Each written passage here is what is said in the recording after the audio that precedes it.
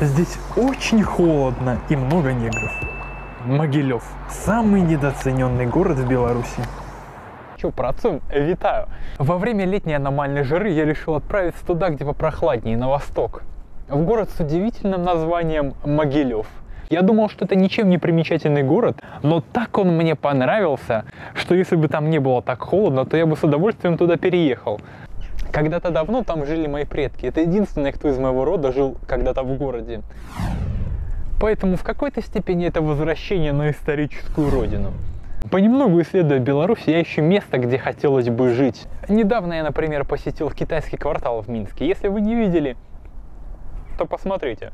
С чего бы начать? Прежде всего в Могилев необходимо доехать. И как же много здесь железнодорожных веток. Самый нормальный способ добраться, потому что на маршрутке 5 часов езды, что на пригородном поезде. Вот только мне вся поездка обошлась дешевле, чем только одни билеты на маршрутку. На поезде от Осипович до Могилева можно доехать всего лишь за 3 рубля. И, конечно же, железная дорога – это романтика. И едешь не стоя, и уже хорошо.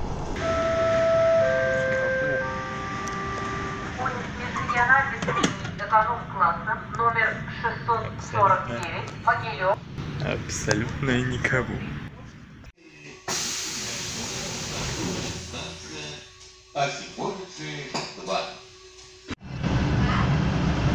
Итак, вот он Могилев. Первое, на что обращаешь внимание, это зелень. Она повсюду. Растительности здесь много, и заботятся о ней от души. А вот, например, огромная береза прямо в центре города. А эти холмы, эти виды, ох, как же здесь здорово любоваться закатами. Закаты в Могилеве – это отдельная достопримечательность. Но лучше одеться потеплее. И этого уже достаточно, чтобы вернуться сюда еще хотя бы раз. Ой, уже вечер. Я так расположился с палочкой. И просто это невероятно. Ради этого, конечно, стоило выехать. Офигенно.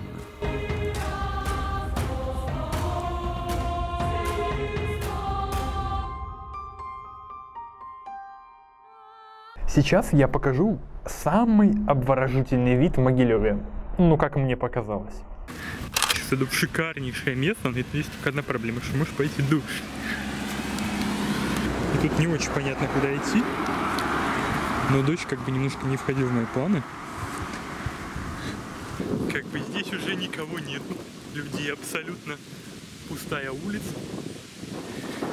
Абсолютная природа. И абсолютный ветер и холод. Погода немножечко хуже, чем я ожидал. Могилев, короче, слишком холодный город. Да.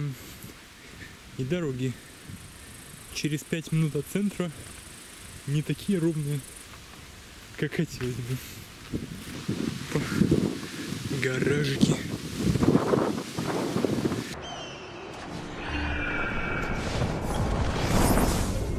Поднявшись наверх, тебе открывается такой вид, и можно разглядывать все это часами, все эти домики, и вот этих маленьких людей, которые там ходят. И я не был готов к таким подъемам физически, и не был готов к таким красотам ментально.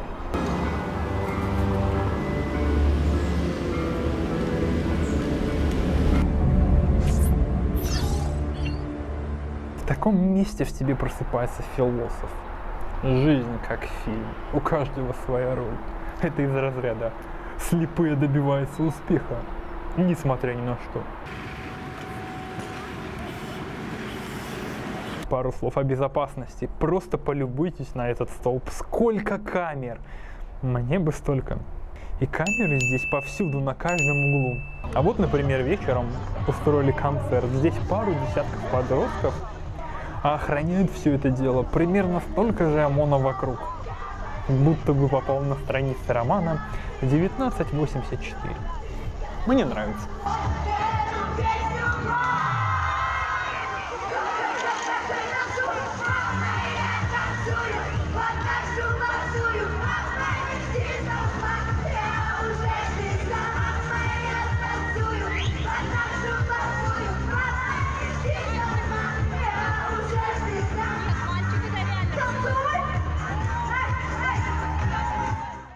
Общественный транспорт в Могилеве приятно радует. Маршруты идут сквозь центр, а не в. Можно оплатить проезд через смартфон. Пока такого больше нигде нет. Современные пешеходные переходы, которые можно безопасно переходить, залипая в смартфоне. Центр города не превращен в автостраду, как в других городах. За последние годы в Могилеве практически не осталось маршрутных газелей.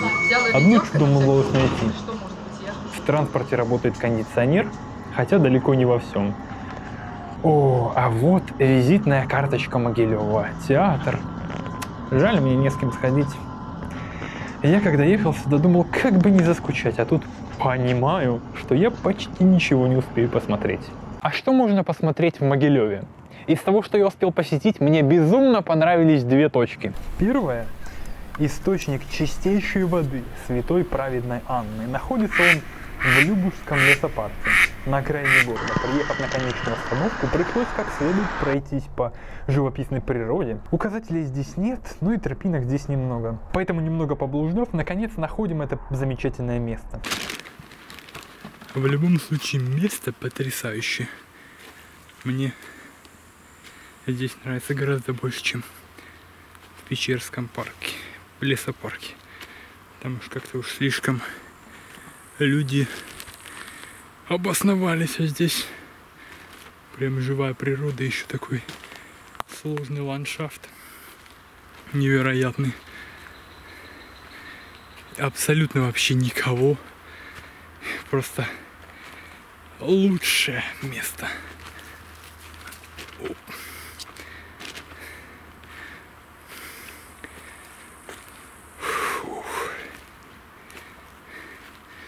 Но это было тяжело. Вот оно. А на фотографии было покрасивее.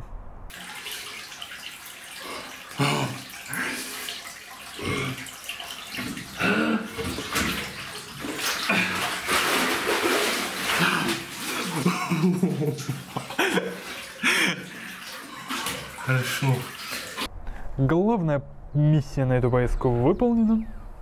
Здесь все так мило облагорожено. А вода вытекает прямо из холма, и она такая чистая, как слеза младенца. И здесь можно набрать воды, достаточно мощный напор. И, конечно, вода холодная, как и местный климат. Но, конечно, главное здесь это не сам источник, а природа вокруг. Посмотрите, как живописно, и все это течет в Днепр. Кайф.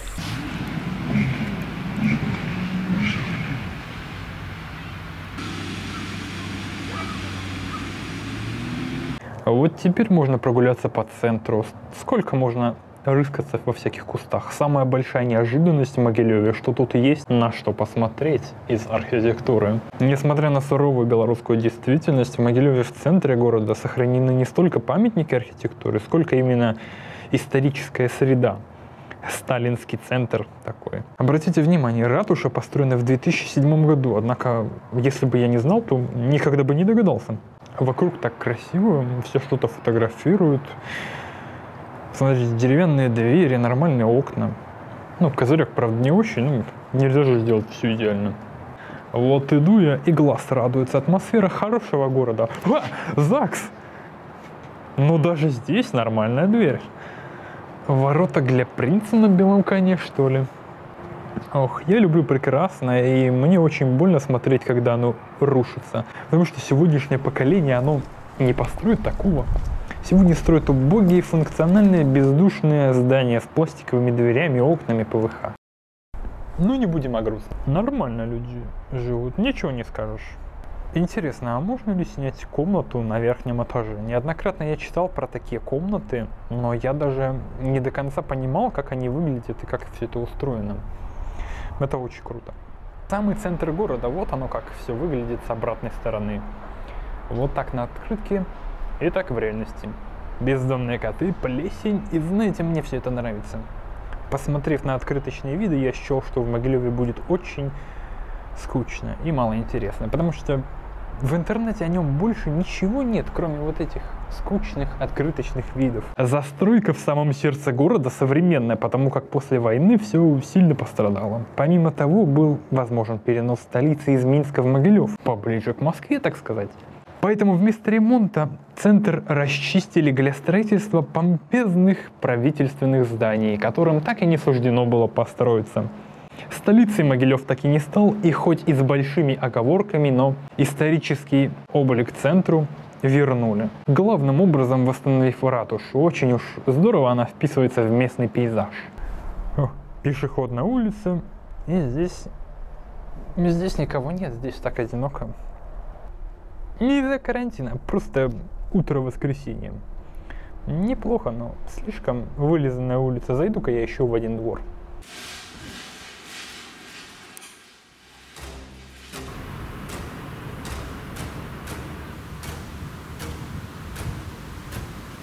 Еще один Porsche, а вы говорите, зарплаты маленькие. И опять же, все так мило, ухожено, аккуратно. А внизу, например, подземный паркинг. Порядком раздолбанный, потому что его построили уже, видимо, очень давно. Но здесь можно, например, прогуляться по крыше. Здесь раньше была парковка, а теперь можно идти прямо, что очень круто. Это пешеходная улица, и нельзя же, чтобы она так прерывалась из-за пары человек. Теперь видно хоть и скромную, но все же архитектуру этого здания. Ну куда на красный? Дорога односторонняя, поэтому можно перейти здесь. Как я вижу, местные по привычке обходят, они привыкли так годами ходить. Шикарное здание колледжа. Раньше это была гостиница, причем гостиница элитнейшая. Такая красота вокруг. Да, на смартфоне залипает. Ну как так можно? Да что ж такое? На самом деле это показатель хорошего города. Если в центре пешеходы могут нарушать ПДД без последствий для жизни. Тут одностороннее движение, и машины едут не слишком быстро. Знаете, я не хочу жить в городе, где за неосторожность на улице люди должны расплачиваться своей жизнью. Есть же еще дети, старики, инвалиды. Да человек просто может иногда зазеваться. И это не должно заканчивать его жизнь. Ох, какой величественный костел припрятался во дворе. Некогда это был главный католический костел для всего русского мира. Прямо стоишь и чувствуешь себя мелким червем. Вот только статуи — это просто фотографии. Серьезно? И двери для высоких не открыли. Почему я должен пригинаться? Так приятно, что внутри можно подзарядиться, а в остальном довольно скромно. Однако опрятно. Главное украшение здесь — это работа художников конца 18 века. Удивительно, что они уцелели. Понятно, что в несколько измененном виде, но все же достойно. Знаете, я здесь уже минут 20 стою, все это разглядываю вверх, и только я один смотрю вверх. Эх, как всегда один.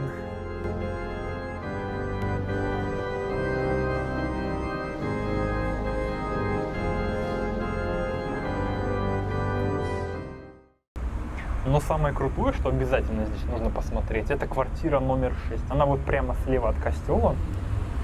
И посмотрите, очень так необычно. Вообще Могилев богат на такие живописные места, которые замечательно выглядят на холстах художников. Может, и я когда-то черкану могилевские красоты. А это что, парковка местных священников? Недавно в Могилеве открылся Макдональдс. Сейчас раннее утро, а там уже куча народу. Тем временем через дорогу ни одного человека. Просто идеально. Чем хорош такой формат прогулок, что ты остаешься наедине с самим собой, только ты и город, никаких лишних людей. По этим замечательным переулкам можно ходить часами, разглядывая, как все устроено. И я хочу обратить внимание еще на один удивительный район, прилегающий прямо к центру. Могилевский рынок. Сам рынок я не посетил в силу известных событий, а вот прилегающий к нему район – это однозначно то, ради чего стоит ехать в Могилев. И я не знаю, что это за район, но это лучший район Могилева. Здесь каждое здание – это произведение искусств, пострадавшее от безразличия. Как можно жить в таком восхитительном доме и вставлять такие дешевые окна? Меня переполняют эмоции. Я искал вот примерно такой дом. Я думал, он тут один такой, а тут целый район. Обалдеть. Фантастика. И зачем нужно изобретать машину времени, когда можно приехать сюда? И если в таком неблагополучном на первый вид районе много котов, то значит здесь безопасно. И судьбу Пушкина я не повторю. Хотя антураж такой, будто он тут только вчера был. Что-то модно, что-то было модно, а что-то вечно. А вот тот дом, который я искал, обалдеть. Зеленая крыша, местами присутствуют оригинальные двери, окна. Но вообще дом так хорош, что его даже эти окна не портят. И самое главное, чего я ожидал увидеть меньше всего, вокруг круче, чем в центре. На мой взгляд, это самая красивая многоэтажка, по крайней мере, в Беларуси. А вот еще классическая послевоенная двухэтажка и типовой советский магазин, который распался. Машина, вросшая в забор. Чудеса. Где еще такое увидишь?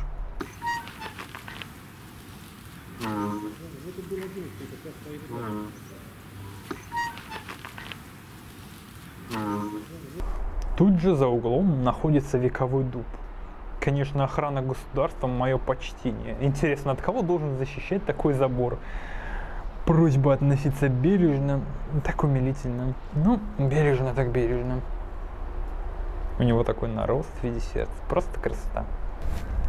Вот такой он, Могилев, то вниз, то вверх. Город, который так и не стал столицей государства, но зато долгое время был столицей католической церкви в Российской империи.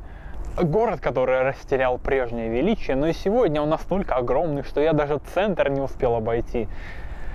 Во многом это передовой белорусский город. Здесь можно встретить студентов из очень дальних стран и целующихся девушек. И поверьте мне, они не просто друзья. У нас бы за такое, наверное, побили. Что, конечно же, прискорбно. Ох, как хорош Могилев. Жаль, не идеален.